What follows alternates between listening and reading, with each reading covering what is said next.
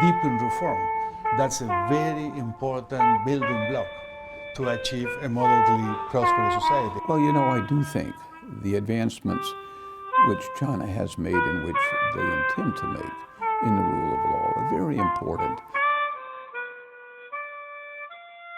But I think that the Chinese dream embodies a very ambitious concept, and I think that China is on track to achieve that concept, which is to build a moderately prosperous society for all.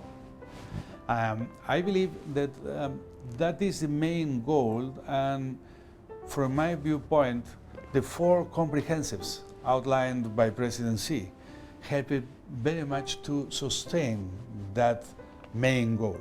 I mean, comprehensively deepen reform, that's a very important building block to achieve a moderately prosperous society. I admire President Xi Jinping's recognition of the importance of changing the economic model of China from a high-speed, extensive model of development to what is termed new normal, but especially an intensive model of development that depends more on quality and innovation and efficiency rather than on increasing the number of workers and increasing the number of inputs into production. I think that's a very important transition if China is going to become a high-income country with a high-quality economy over time. We know from experience elsewhere there are many countries that have reached this point in their development. Relatively few have become high-income countries. So this is a very complicated, difficult, wide-ranging set of changes that are needed. Well, I do think the advancements which China has made and which they intend to make in the rule of law are very important, not just for air quality, but for overall growth and investment in the economy. I think that the application of a strong rule of law is important.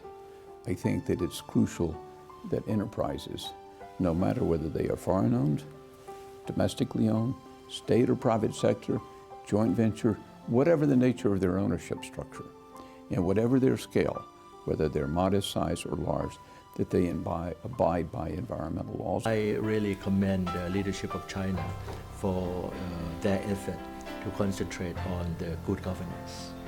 Country cannot prosper if you don't have the good governance.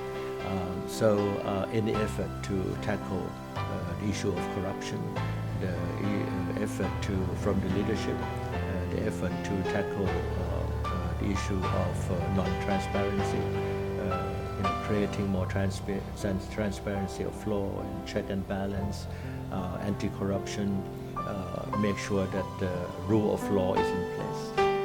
Make sure the rule of law is in place, making sure that the legal enforcement is something that is respected and is based on non-discriminatory nature.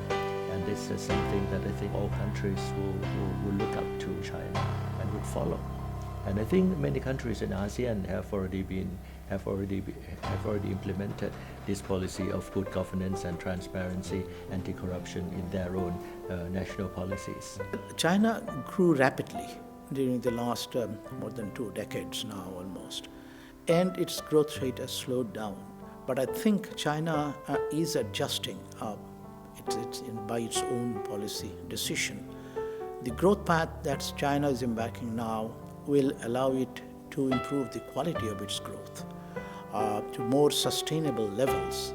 And I do believe that this, quote, new normal that one is talking about will also take China to continue its march towards further improvement in the living standards of the people, better quality of life, and more sustainable, I think, is a more important factor in my mind.